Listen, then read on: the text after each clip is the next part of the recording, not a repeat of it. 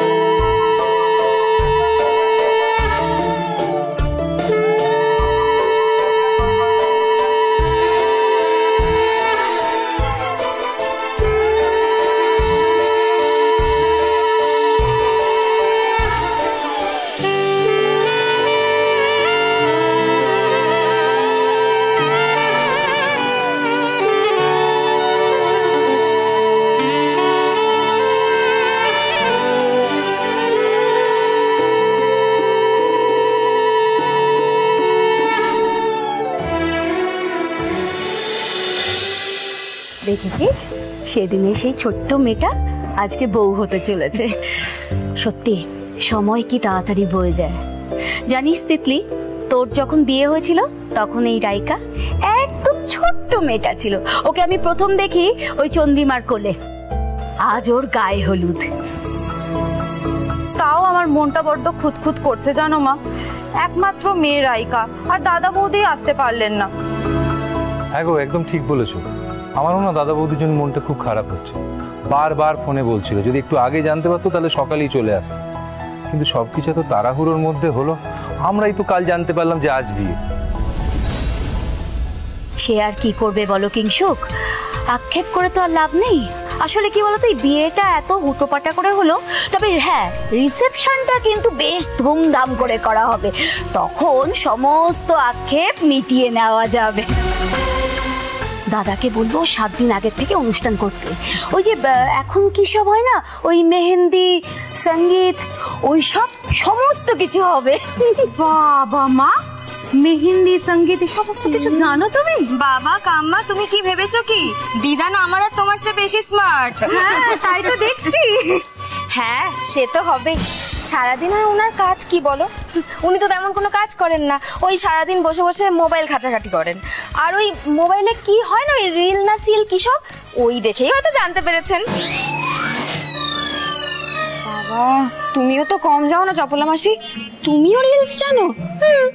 আরে সৃজা, চপলা তো সারা পৃথিবীর খবর রাখে, দেখিস না সব বিষয়তে নাক গলায়। যেদিন নাকটা কাটবে না সেদিন বুঝবে চপলা। দিদান আজকে দিনে কিন্তু নো মাথা গরম, নো বকাবকি। হ্যাঁ তাই তো মা, আজকে তো একটা বিশেষ দিন, ছাড়ো না।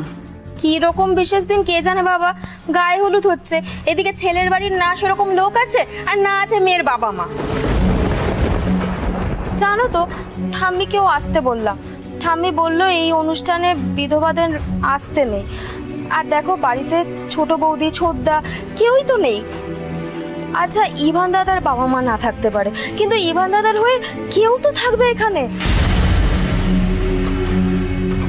চপলা, আরে আমি তো আছি, আমি তো পিসি, আমি তো আছি এখানে, নাকি প্রেজেন্ট তো আছি।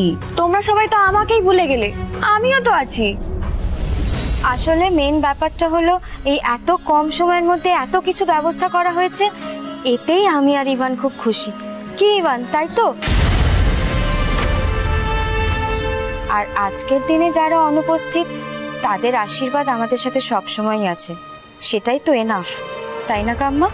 একদম ঠিক বলেছিস রাইকা। বুঝবে শোনে, আর কতক্ষণ লাগবে যদি আমাকে বলো, মানে হয়ে গেলে আমি আমি আমি আসতে পারি। এই তো আর একটু সময় লাগবে। আরে ইভান, এত অধৈর্য হলে চলে নাকি? বিয়ে বলে কথা, উফ আজকালকার ছেলেরা না সত্যি খুব চঞ্চল। এই তো তোমার গায়ে হলুদটা হলে তোমার হলুদের বাটিটা রাইকাকে লাগিয়ে দেবো। এটা মিটে গেলে আপাতত তোমার কোনো কাজ নেই, তোমাকে ডাকা হবে সেই সন্ধ্যের সময় রেজিস্ট্রি করতে। সৃজা, হলুদটা দে তো।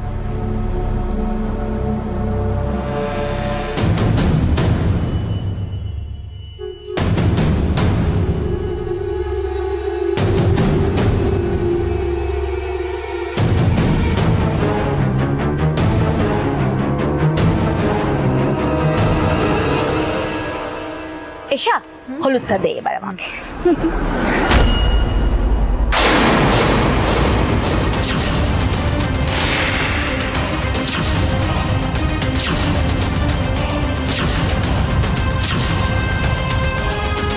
হে কি অলক্ষণে কাণ্ড রে বাবা। ও এসা দিদি, বলছি ওই কনের গায়ে হলুদ ঠেকানোর আগেই তো গায়ে হলুদের বাটিটা মাটিতে পড়ে গেল গো। এ তো খুব একটা শুভ ব্যাপার নয়। আমিও শুনেছি যে গায়ে হলুদের বাটি যদি পড়ে যায় তাহলে বিয়েতে বাধা আসে। ছি ছি ছি ছি, হে আমি কি করলাম?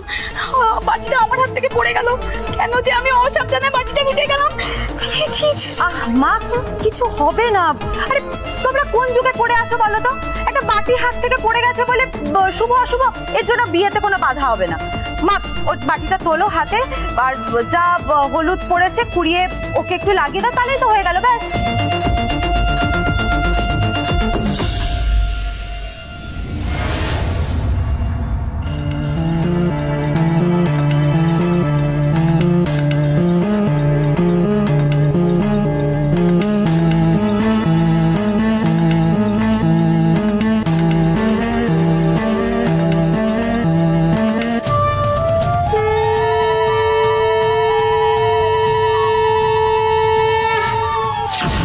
শুভ অশুভ সব যুগেই থাকে গো তিতলি দিদি, সে তুমি মানো চাই আর না মানো।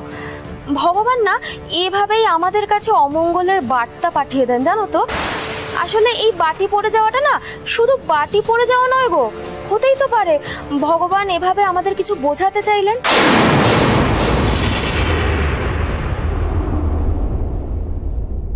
এবার কিন্তু আপনারা আর প্রোডাক্ট নিয়ে কোনো রকম অভিযোগ করতে পারবেন না, কারণ আগের বার প্রোডাক্টের কোয়ালিটি নিয়ে আপনাদের একটু অভিযোগ ছিল ঠিকই, এবার আপনাদের জন্য একেবারে বেস্ট কোয়ালিটি রেডি করেছি। না না, অভিযোগ নেই। আসলে গতবার ফ্রেশ মালের সাথে কিছু পচা মাল ঢুকে গেছিল, আর আপনারা তো জানেনই যে আমাদের ওখানে ফ্রেশ মালের কি ডিমান্ড। তাই এবার আগে থাকতে বলে রেখেছিলাম যে সব মাল যাতে ফ্রেশ হয়। প্রোডাক্টের কোয়ালিটি নিয়ে এবার আপনাদের কোনো চিন্তা করতে হবে না।